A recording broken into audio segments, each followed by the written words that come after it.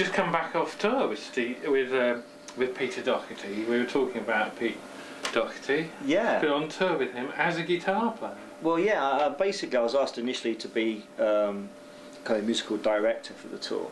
Because as you might know, Graham Coxon played guitar on the album, and Graham, fortunately, was around for us to be part of the live lineup that we had for these dates we did in the spring of this year. And so I was playing a bit of percussion and a bit of acoustic guitar, and it was real fun to kind of be treading the floorboards again. After I think the last gig I played was back in 1981, before I quit being a musician to learn how to to get into record engineering. So it's been like a full circle for me. It's and it's been really great. We've got some festival dates coming up, Glastonbury and T in the Park and that kind of thing. And Graham, unfortunately, can't be around for those because now he's fully kind of wrapped up in the Blur reunion. Yeah. So Muggins here is having to try and fill in for Graham now. So I'm kind of practicing guitar, like my fingers are getting hard again. So I obviously won't be able to fully copy everything that Graham does, but I'll just do what I can, But it's been fun actually to be playing again. I kind of feel it's fate in a way, because it's arrived at a time actually where recording in the studio has become a little more kind of sparse, should I say. Yeah. There's not as many acts getting signed, kind of guitar-based things by the labels at the moment, and because of that, there's less kind of recording of that type of thing going around at the moment. Yeah. There was a sort of moment about, I don't know, 1987 or something, when after the Smiths split up, when it looked like you were going to be, it was like, we were talking about the NME earlier, and they were making a big deal out of you and Morrissey, and so it looked like you were going to be in a band then, didn't it? Yeah. It never quite kind of happened, because I don't know. You have to ask Morrissey why it didn't. But no, obviously, the Smiths were hugely popular. They mostly were the NME type band, And of course, when they split up.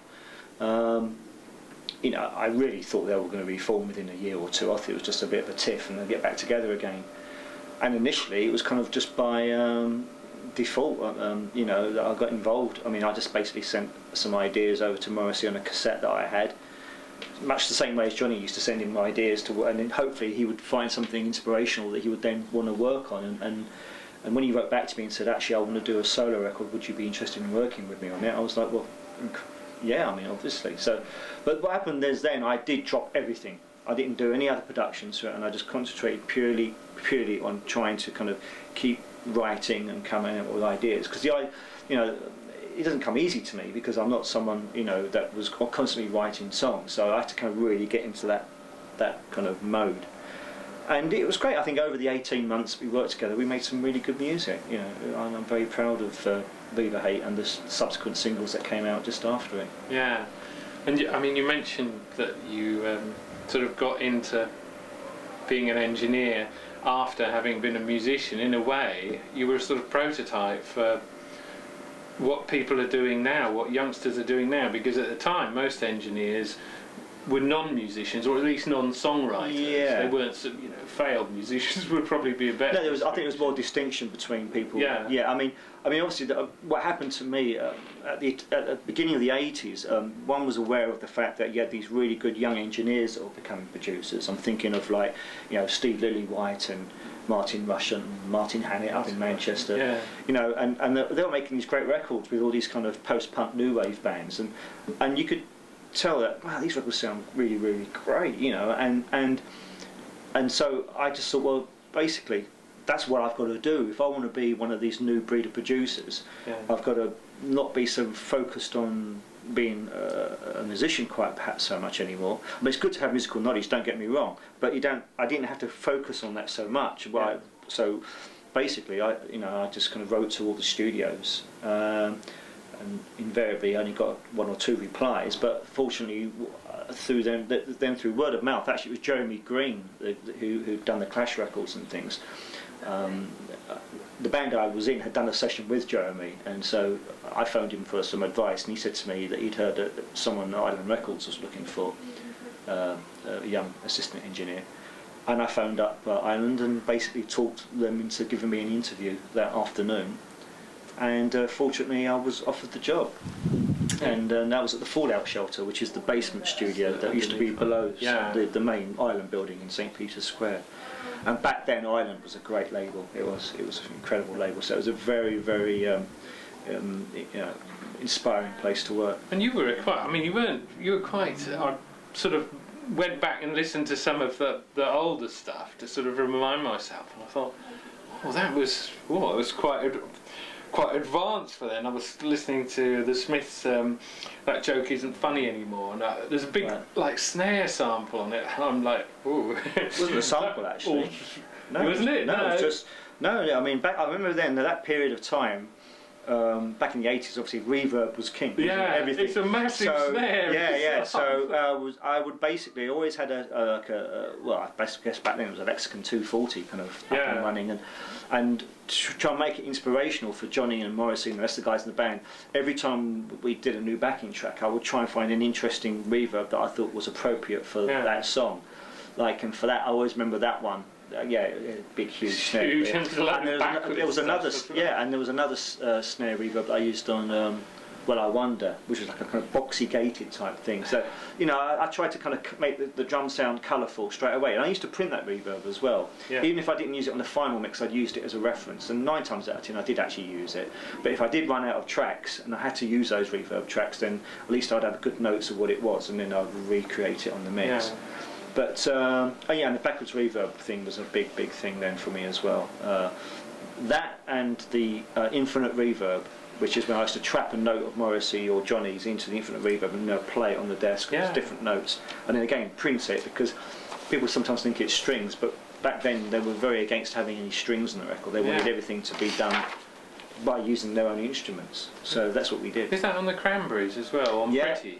On Pretty, there's a little voice that keeps coming in every now and again. I don't know. Yeah, I mean, Pretty is a great track actually. There's, I don't know if we actually used the infinite reverb then. There's a little sound. If you listen to it on headphones, there's a little sound that sort of flits about after her vocals. Could have been that. And that would have been, as I say, my two main toys then were the Lexicon 240 or later on the 480. And the AMS reverb unit. I still love the ambience program on that. Really nice, kind of frosty top end. Yeah. So and of course everyone used the Monlin program as well. I mean, my point was you were quite an adventurous. Dial twister when you were twisting the dials. Because one was inspired though by the producers of that time, like Lillywhite and Hannett, who were great at using those kind of reverbs and stuff. And then obviously Hugh Padgham, learned under Stephen. He went on and did all that stuff with Phil Collins, again, which led to the AMS Monlin type program and so on. But when you were working with Blur, then you went to a different sound, a more sort of, it was a very restrained sound where the band. There's a very sort of simple kick drum, not too big. Yeah. Snare kind of tight and small. Yeah. It was very sort of simple, relaxed sounds, which let the sort of songs blossom themselves. So it was a bit unusual, really, because you were an engineer, experimental. Is that something you've always tried not to put a particular sound? Yeah, I just think it just suited them more. And as I said, back in the 80s, it was the reverb was a fashion thing, wasn't it? I mean, everyone got hung up on, how big a snare sound could be, and people would go around with a little doubt of their favourite snare samples and regard them jealously. They would load it into an AMS, and at the end of the session, get rid of it to make sure no one could find out what it was. And I think everyone got kind of a little bit hung up on that for a bit too long. And when it came to working with Blur, for me, the emphasis just was more kind of. I didn't really want it to be a huge drum sound. I wasn't conscious about it, to be honest with you. I didn't really think about it.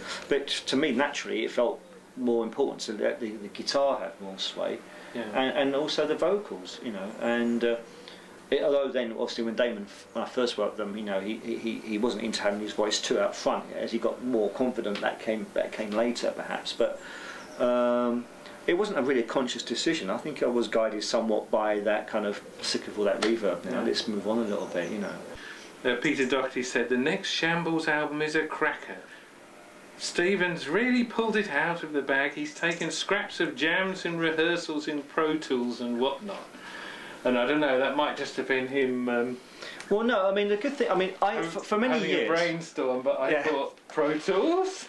That's not Stephen. That's Atari. I mean, basically, yeah. I used to use. And when Pro Tools first came out back in the '90s, I was not part of the fan club at all, and I chose my route was Radar. I loved the Radar, and Radar gave me the ability to to recall bands, and then if I wanted to do a little loop I could do it, and if I wanted to just kind of cut between chunks of live takes I could do it, and it was wonderful.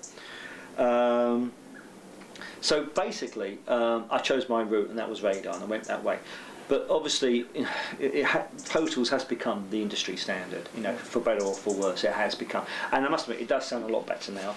And secondly, I do like the editing capabilities you've got on it. And the thing is that the reason why I used to resist Pro Tools, I think, is when it first came out, people were getting very, hung up on chopping everything up and quantizing it and making everything kind of perfect. And that didn't, for me, it didn't really kind of figure. It didn't really work so much. But now, Pro Tools, you can use it in a way that I can actually let bands play really quite live now. And because I can kind of like go from different playlists and cut together different parts and different takes, I don't get so hung up anymore about making sure everything's perfect. I mean, for instance, when we used to work on tape, for instance, you'd go, right now, 2-inch tape's quite expensive, so we've got to do like 10, 12 songs on an album. So that song's going to be on that bit of tape. So you put your SMPTE code down and you say, what tempo is it? Fine. Get a click track on the LinnDrum, put it down, and you'd be working on that bit of tape. And if that tape wasn't good enough, do it again from the top, Whereas now, I tend to go, right, here we go.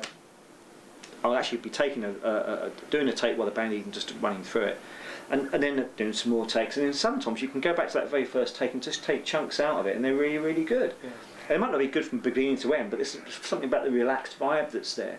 So you still have to have pen and paper. I mean, there's one important thing. People kind of go, count this playlist. There's no point. I think you still got to limit yourself and make notes on takes, like they used to do in the '60s. Like always make notes of what's good. Why was that take good? Because it was a good intro, or nice steady second verse, whatever.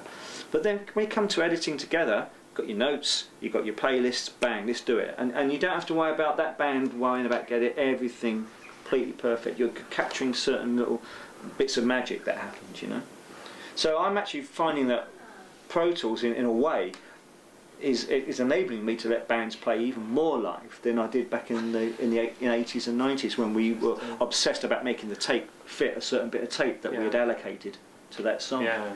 Do you work with an engineer, or do you still do it? Yeah, I mean, I've worked with some good engineers over the last few years. I mean, I worked with John Smith a lot back in the 90s when we did the Blur stuff.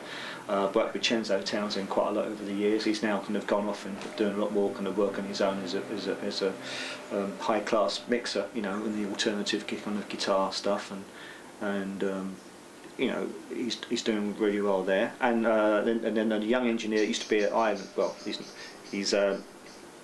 when I first met him at Townhouse, and he was a young engineer. He's obviously another 10 years older now, but Tom Stanley, he's very good. He's been working with me a fair bit, and so if it's in the budget to have a good engineer working with me, then yes, I have one with me. But I do still like to get kind of hands-on, as it were, and sometimes if the budget isn't there for me to have an engineer, then I'm quite prepared to kind of dig in myself.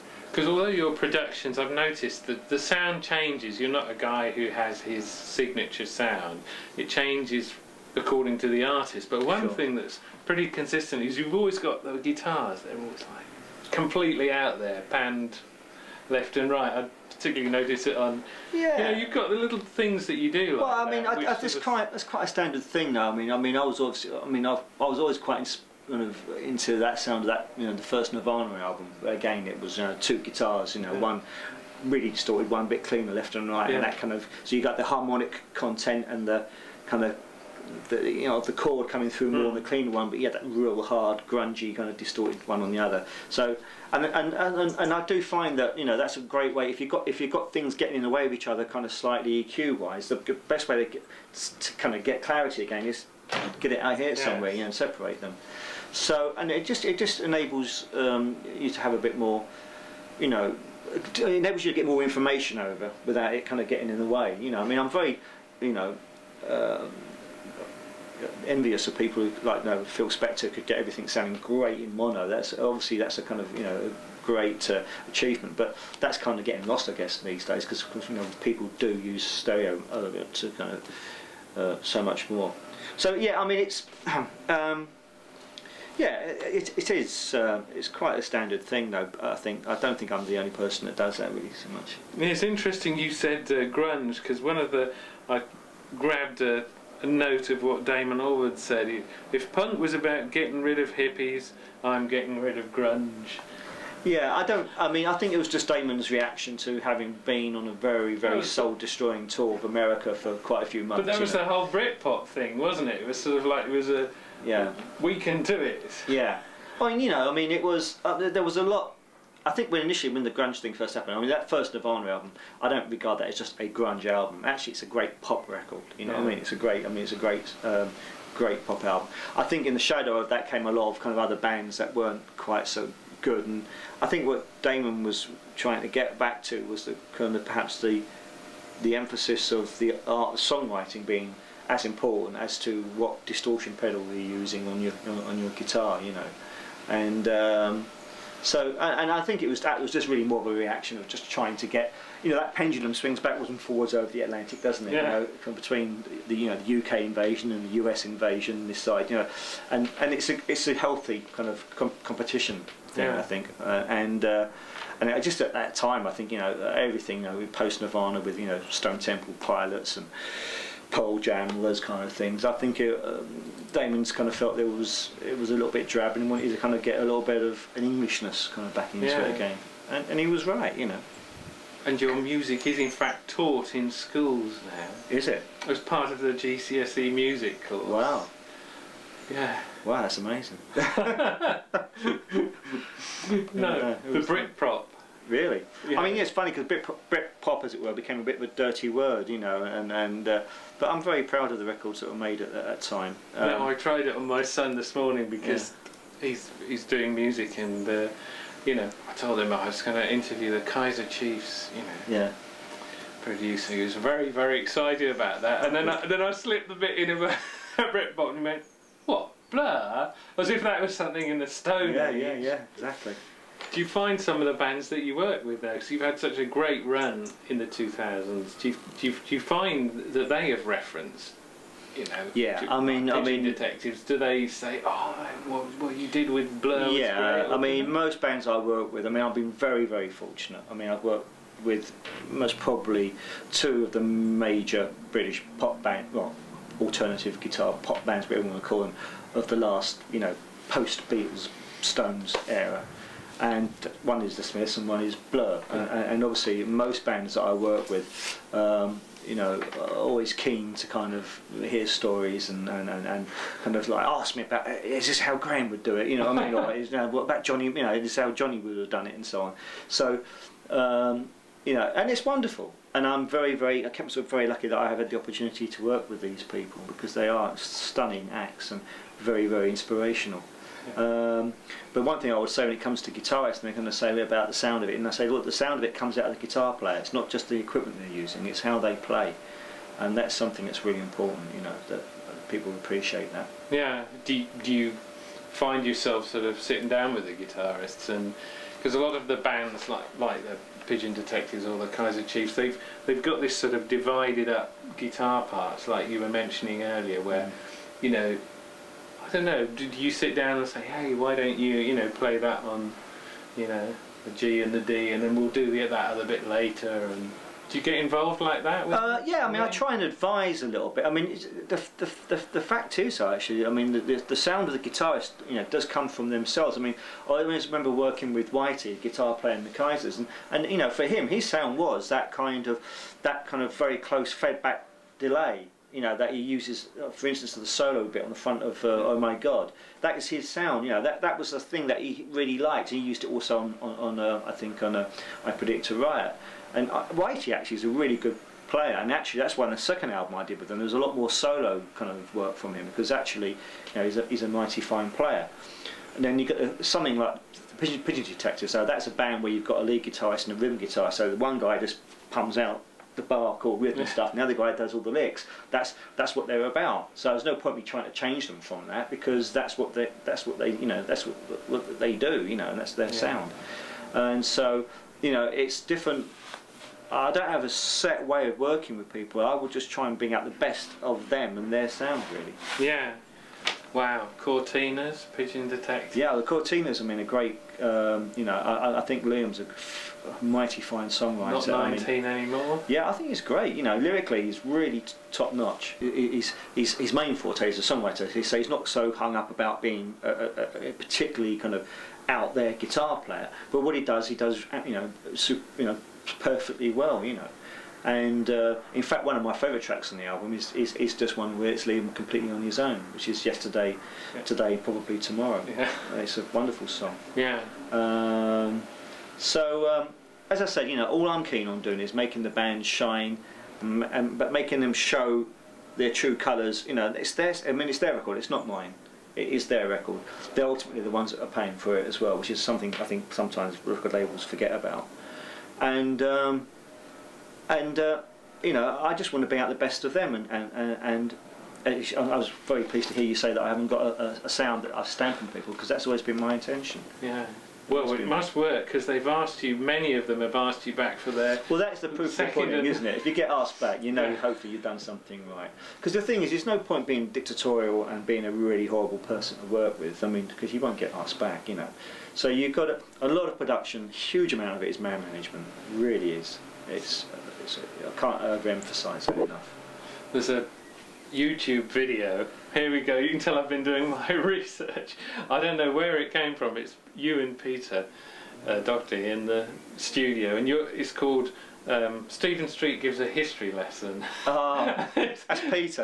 He recorded it himself, probably. Yeah, Peter, he loves leaving his laptop open and just record something. And honestly, you've got to be really on your toes, because next thing you know, it's on bloody YouTube. It is, yeah. But it's so sweet, because I thought, he's doing 1939. Yeah. And I thought that was it. He was there, he was recording it, and then he suddenly thought, is my history a bit shaky? Yeah. I'll better ask Stephen. It's like, 1939, would I have been behind enemy lines then? Yeah. And you're going, yes. 19th Battle of Britain. In such a sort of Big Brother-like, you know, friendly kind of... Yeah. It was you've got to be very careful when you're in the studio, Peter. You never know when you're being filmed. It's amazing. Yeah, you were quoted by the NME saying, I wanted to prove to those people he can make a decent record. Yeah, well, he's made decent records before, but I think people, you know, I didn't want people to misconstrue that. He's made great records before, but I wanted to prove to him, the NME, I wanted to prove to people rather, that Peter was still capable of making a really great record, and perhaps doing it without having the, you know, the thing of a band around him, because there were some songs here that I felt that weren't quite right, you know, whatever way, to be a Baby Shambles song or a Libertines song. They were just a little bit too gentle, and there is that side of Peter, and a lot of people have been writing him off. You know, he's had his well documented problems with drug use and so on, and I think people were beginning to say, oh, he's lost it, he's blown it, and that's what I meant. I wanted to show that he still had it within him to make a decent record. You know. It's very stripped down, isn't it? The album. Yeah. It's like sort of, it's that. I get the feeling you quite like that sort of English minstrel. Yeah, huge fan of that kind of type of thing. You like that kind of thing, don't you? Because a lot of your, like the songs on Boner Drag, are kind of the ones that you wrote with Morrissey are very kind of stripped down. When I say ballad, I don't mean like a power ballad. They're like minstrel songs, like old English songs. For instance, one of my favourite Jam songs is English Rose, which is just on that All Mod Cons album, which was just Paul, you know, and a guitar and his voice, and I do like that kind of thing. I mean, the main thing I felt here with Peter, that the songs were very strong. Although when I was given them to listen to initially, they were very, very basic sketches. But because of that, it did kind of leave a certain openness to see what we could do with it. I mean, obviously, when I first heard Lasting English Roses, it wasn't kind of reggae-fied at all, you know, whereas in the end it ended up with a bit of a kind of reggae-ish chop and bass line and stuff. And I was just keen to see where we went with them. And that's why I wanted to get someone like Graham on board, because Graham is such a wonderful player. Yeah, you could just give Graham the chords of A, G, and C to play, and basic chords, but he'll make it come alive in the way he plays. And this is what I'm saying. The sound just comes out of Graham. So it was useful for the first 2 or 3 days of this session, and also Peter had done an earlier session of trying to record some of these songs for an album, and they had kind of been put on ice. So again, this was another thing going around the industry. Peter's messed up, it's not happening, blah de blah. And I wanted to prove that we could do it, but I wanted to take it very low key initially. So the idea was Graham with an acoustic guitar, Peter with an acoustic guitar, sit and face each other, start playing through the songs. And it worked straight away. We were very, things started happening because Peter was obviously very, very inspired by having Graham, because Peter's a huge Blur fan as well. Yeah. So and Peter, is in Graham's eyes a great songwriter. So there was a mutual appreciation both ways. So and it was a really cool thing. And then for a couple of songs, I said, right, I'm just going to give you a bit of a drum loop kind of feel behind, because I just don't want it to be just 2 guitars on its own. I wanted to see if we put down a sense of a rhythm, some kind of feel, where we would go with it. And 2 of those songs were Lust of the English Roses and A Little Death Around the Eyes. And straight away it kind of showed where we could go with these songs, because Graham started playing this kind of choppy rhythm against that drum loop for Lust of the English Roses. And then the other drum loop that I made up for A Little Death Around the Eyes had this kind of jazzy kind of 1960s kind of Serge Gainsbourg kind of vibe to it. And and straight away again Graham started playing this kind of rhythm that was very kind of, again, that slightly choppy 60s type style, and it kind of it did show where we could go with it. So I think after those first 3 days, we had about 5 or 6 songs on the go, which I think all ended up somewhere on the album. 1939 Returning being one of them. When you say you made up the drum loop, is there a particular little box of tricks you No, used? I mean, I just basically got Logic Pro up and running, got a couple of loops. I never use one loop on its own. I'll always kind of put a couple together on top of each other to try and create, and then perhaps put a delay on one of them to make it have a certain feel and bounce that's different. Yeah. That was definitely the case on Last English Roses. I think I had 2 loops together, one with a delay on it, and then just had that ticking along. And then overdubbed live percussion and cymbals and things on top. So it's used as a kind of a blueprint, a skeleton. Last English, Little Death Around the Eyes. In the end, I got Adam, the drummer from Baby Shambles, to come in and play his own version of it. So it was just it just guided us where to go. Yeah. But in the end, I wanted to have real drums doing it. Were you recording the album into Logic Pro? No. Basically, just had Logic Pro running synced up alongside. Yeah. No, I asked because you were known as a C-Lab man. Yeah, I mean that's just it. I mean I learned everything. I mean I've been with Logic all the way through, all the different. I mean I started off with the the Atari 1040? 1040 ST. Yeah. My first one of those. I started one of those. I mean you can, that was the prime bit of kit back in those days. One of those and an Akai sampler, and you thought you kind of the best stuff around. But it's funny how times have changed.